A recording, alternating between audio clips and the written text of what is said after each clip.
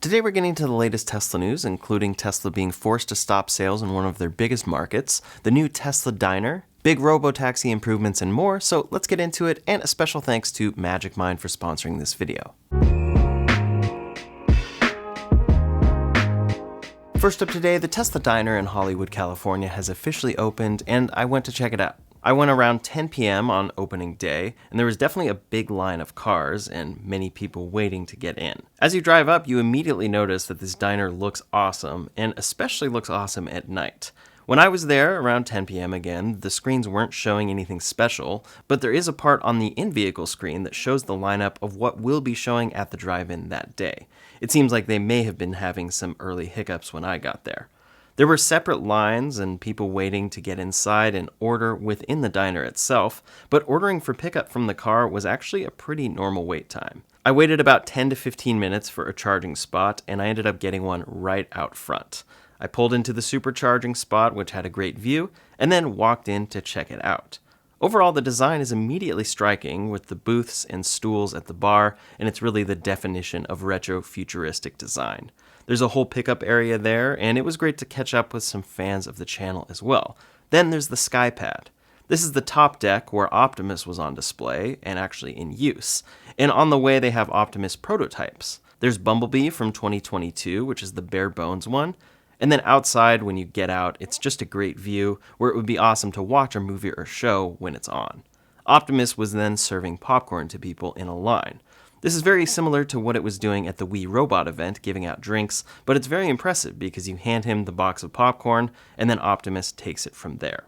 When you use the bathroom as well, it's a pretty cool view that emulates the Dragon capsule from SpaceX. So this is a great thing from Tesla. They could have gone with more of a kitschy design, just something that's kind of cool as a diner, has some basic food, but overall is just another supercharger. But they went all in on this diner, and you really notice it. It's a genuinely good diner with genuinely good food items that are actually sourced well. Elon said, "We put a lot of effort into using truly organic ingredients from farms that we have visited." I think it shows right away. Everything is actually very good, and I'm very excited to try this again in the near future. The good news as well is that this shouldn't be the only Tesla diner. It's the first one, and it's kind of their prototype, trying this out in Los Angeles to see how it goes. But Elon said, if our retro-futuristic diner turns out well, which I think it will, Tesla will establish these in major cities around the world, as well as at supercharger sites on long-distance routes. An island of good food, good vibes, and entertainment, all while supercharging.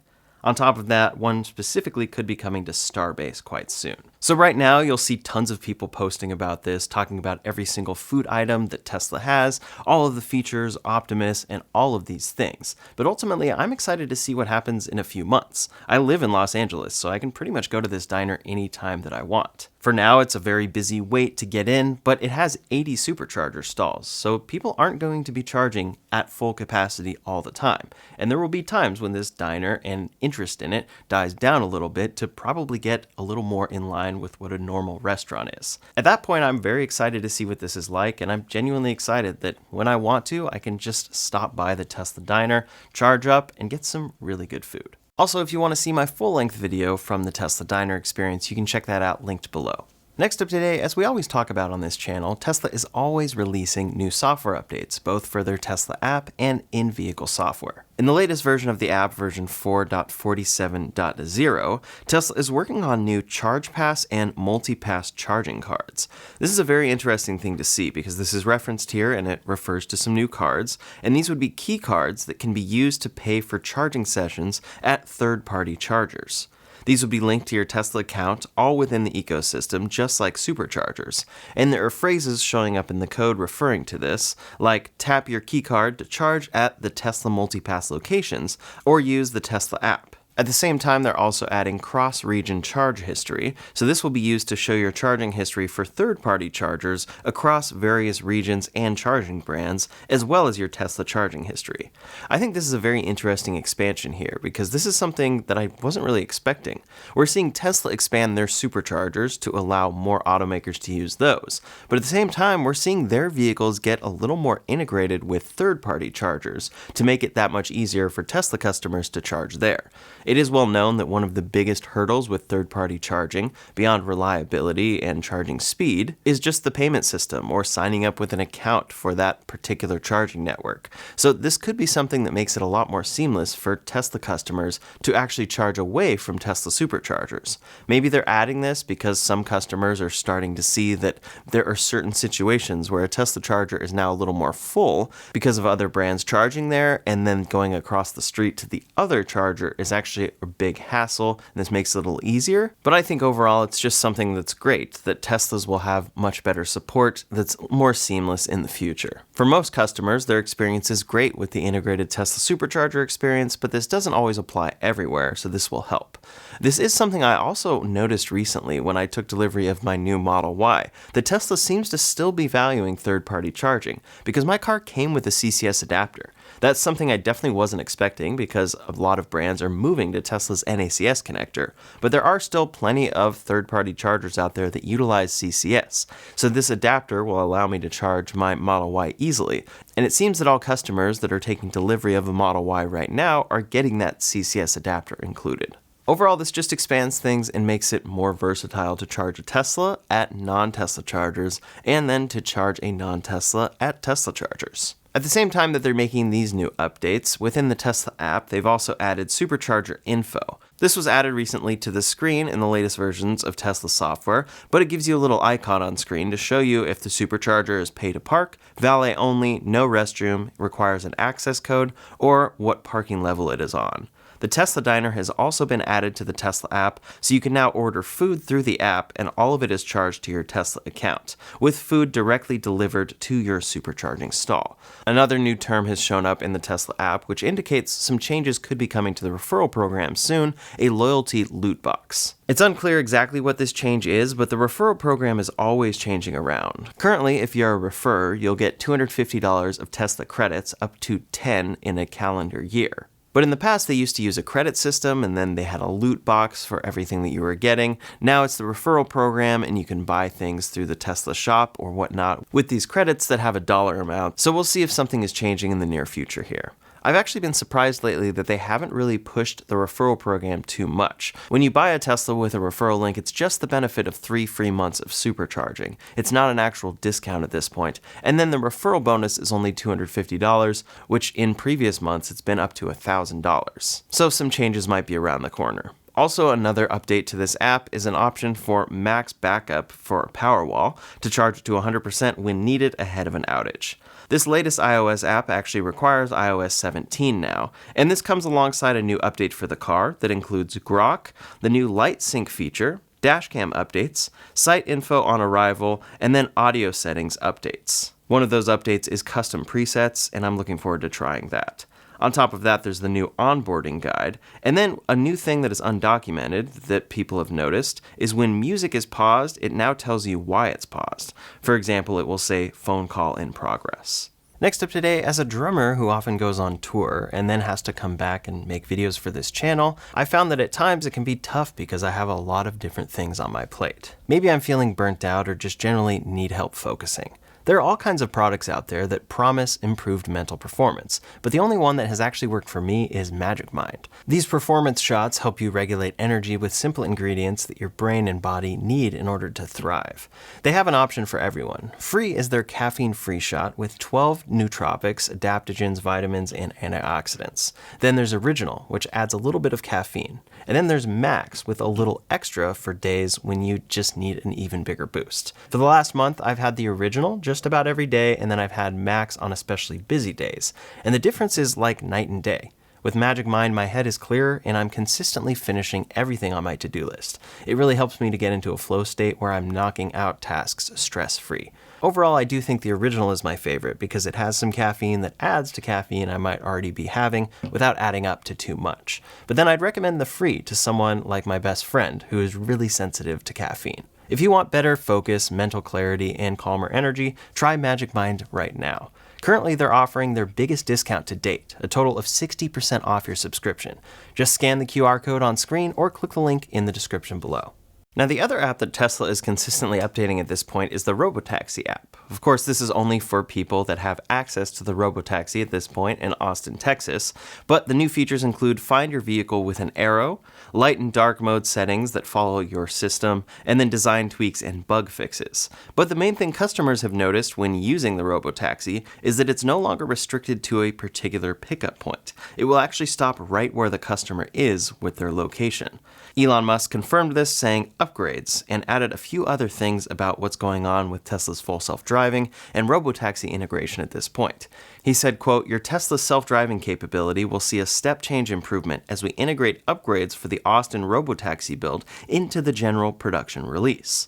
He further added that we need to validate that improvements for Austin don't cause regressions elsewhere. For Europe and China, we are awaiting regulatory approval, hopefully soon. Of course, this is essentially the update many people have been waiting for. It's exciting to see what's going on over in Austin, Texas, but of course, customers have been promised that functionality, actually in an even better form without a safety driver, for years at this point. So seeing these improvements that actually get that Robotaxi level stuff, even with a safety driver, are pretty exciting to see, because full self-driving being that good, even still requiring monitoring, is a really great feature. I'm curious to see how that rollout goes, because we know that Tesla has been out with certain validation vehicles and more, specifically targeting the geofenced area that the Robotaxi is operating in. And they have had instances where the safety driver has had to take over. So things are not perfect yet, and they've been optimizing this specific area. So what will it look like when that software overall expands out to other areas? Elon Musk originally talked about a few months ago the capability of unsupervised self-driving coming to Tesla vehicles in California and Texas specifically for customer cars by the end of this year. But of course, that's Elon time, so we'll see what really happens there, but hopefully the next step in this process is coming soon. Of course, the situation outside the US is quite different for self-driving, as we see with regulatory approvals with Europe and China that Elon Musk mentioned here. And as such, Tesla has added a new incentive that they have in the US to other markets, and that's the full self-driving transfer. They're finally offering this, especially in markets where full self-driving really hasn't even been delivered in any form yet. Tesla tweeted saying, "Transfer FSD capability from your current Tesla to your new one, now applicable to all new orders in Europe and the Middle East."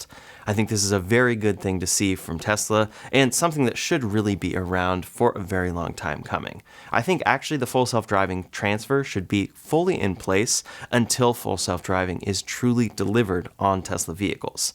Maybe after it being in place for a few months for customers, they could then take it away. But especially since Hardware 4 is required for the latest and greatest features, and they haven't delivered on their full promises yet, I think the full self-driving transfer is probably the least that they could do. And it's a piece of software, so it's something that should be tied to your account, just like it is when you buy an app on the Apple App Store or anything like that. But as far as the functionality that will actually be improving because of this Austin integration, back in June Elon tweeted, "It's a new version of software, but will merge to main branch soon. We have a more advanced model in alpha stage that has around 4 times the parameters, but still requires a lot of polishing. That's probably ready for deployment in a few months." He now says that the timeline for that, for Q3, is looking good so far. So big improvements should be coming soon, and if you're a customer who is using full self-driving consistently at this point, I'm curious what your experience is like. For me in California, it's incredibly good. I'm now using it on the latest Model Y, and I use it probably 99% of the time. The main flaws I notice are certain areas where it always wants to get into the paid fast track lane that I do not have access to. So in those cases, I actually do genuinely have to entirely take over, or else it will keep trying to get in that lane. I also took over yesterday when it tried to get in front of a car that it would have been definitely cutting off, but other than that, I'm using it the vast majority of the time for incredibly long drives. I am in Los Angeles, so I do understand that it's pretty optimized for this area, but what has your experience been? I think for a lot of customers that don't experience full self-driving every day or experience it in a decent environment where it performs well, they hear these updates and don't think much of them. But for someone like me, this actually seems like something that could be improving soon. Next up today, it seems we're always seeing some sort of negative news coverage about Tesla, and that it primarily dominates the news coverage we see about them. But lately we've been seeing a couple things that are popping up consistently, and the first is regulatory credits disappearing for Tesla. Now, a major part of Tesla's revenue over the years has been thanks to regulatory credits. Quote, regulatory credit sales have been a huge source of revenue for the automaker, which currently faces a sales and profit slump. Legacy automakers purchase credits from Tesla to keep selling gas-burning cars that would otherwise violate emission regulations and cost them a fine. So these other automakers end up buying regulatory credits from Tesla since they're making all-electric vehicles. Quote, for Tesla, regulatory credit sales alone have brought in $10.6 billion since 2019. So this is a big part of Tesla's business, and it has been over the years, but it is set to go away. This is going away due to sweeping changes in US fuel economy and emissions policies under the latest administration. Projections here for Tesla's regulatory credit income are that it will plummet from $2.17 billion in 2024 to just $595 million by 2026, and then it will disappear entirely from their balance sheet by 2027. On top of this, revenue from EPA and California zero-emission vehicle programs is also uncertain, but expected to decline as well. So when looking at Tesla's profits for Q1, people are concerned because if the regulatory credits hadn't have been there, they wouldn't have actually made money. They would have reported a Q1 loss. So a lot of investors are raising questions around what this means for the future, for Tesla's robotaxis, EV sales, and their overall strategy, and they're hoping to hear answers about this specifically on their Q2 earnings call. A quote from this article says, there are some quarters, like earlier this year, where credit sales exceeded the company's total net income, meaning the company would have lost money without them. So this could be a big deal for Tesla, but the thing I don't really understand that I don't see people talking about much is the fact that Tesla could pivot their business model if they didn't have these credits coming. They're a business that operates in real time, and I guess a good example for my very small business would be if I had a good month or a good couple of months on this channel, maybe I put a down payment on a car to get that new car that I've been planning to get for the channel. If someone were to then look at that situation, they could go, oh, well, if he hadn't have had those good months, he would have been negative or in debt as a result of buying this car. But the reality for me is that I wouldn't have bought that car if I didn't have that income come in. So I feel like this is an angle I don't really see people talking about, where they look at Q1 and say, oh, without those credits there, Tesla wouldn't have actually made money. However, I think without those credits there, Tesla wouldn't have actually spent quite as much money so that they could break even at the very least. They spent about $1 billion in AI development in Q1, and they spend a lot on R&D, and they can shift things around. With that said, however, it isn't no impact on Tesla. This will have an impact for them, and it could give competitors a little bit more of an advantage by, in a sense, evening the playing field. Tesla's no longer receiving that extra money from these other automakers, and then those other automakers are no longer having to actually pay that money to Tesla.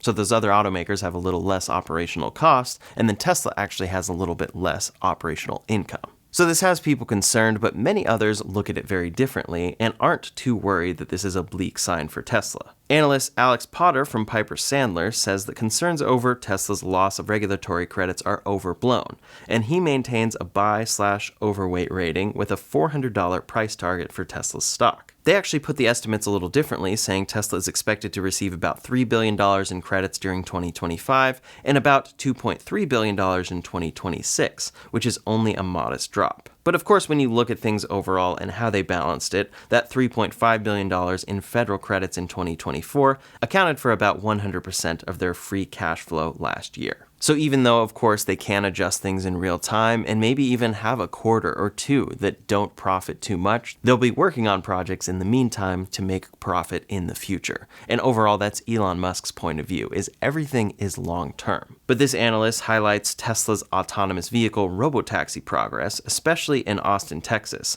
as a key offset to their declining credit revenue. No matter which way you look at it, it will be something that Tesla will have to shift for, so it will be interesting to see this develop in the future. But what are your thoughts? Does this concern you, regulatory credits going away for Tesla, or is it a non-issue because it's something they can adjust to in real time? Leave a comment below to let me know your thoughts. At the same time though, Tesla is facing another big roadblock, which is that in one of their biggest markets, they might have to stop sales for a whole month. California's DMV is pushing to suspend Tesla's manufacturing and sales license in California for 30 days because they're arguing that their advertising of autopilot and full self-driving is deceptive.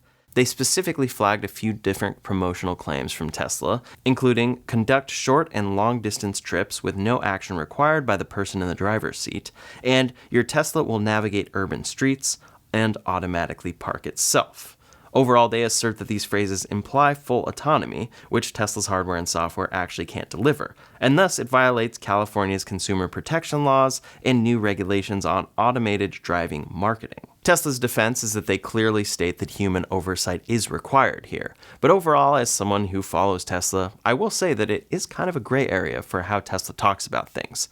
Overall, I think that if you do a little bit of research, or you look in the car and even turn on autopilot and agree to what it talks about on screen, it is pretty clear that you have to be in charge of this system.